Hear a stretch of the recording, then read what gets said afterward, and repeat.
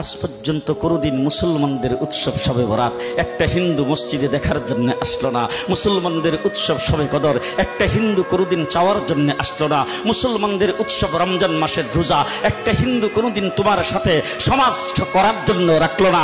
একটা হিন্দু কোনোদিন তোমার ঈদের নামাজে আসলো না। একটা হিন্দু কোনোদিন তোমার সাথে জুমার নামাজে অংশগ্রহণ করলো না, তোমাকে দেখার জন্য পর্যন্ত আসলো না।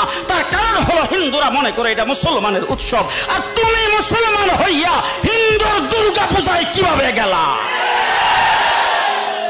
তোমার কি হয়ে গেল? তোমার কি লজ্জা শরম তুমি ধুয়ে ফেলে দিয়েছো? তোমার কি কোনো লজ্জা শরম নাই?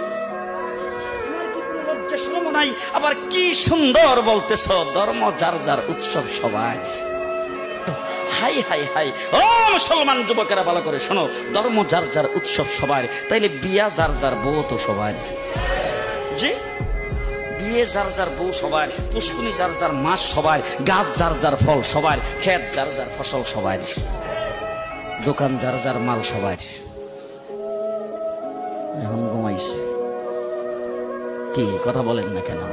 তাহলে আমার দোকানের মাল যদি আমার হয়, আমার ক্ষেতের ফসল যদি আমার হয়, আমার গাছের ফল যদি আমার হয়, আমার গাছের নারিকেল যদি আমার হয়, আমি বিয়ে করলে বউ যদি আমার হয়, মুসলমান আমার পুষ্কুনির মাছ যদি আমার হয়, তাইলে ধর্ম যার উৎসব তার।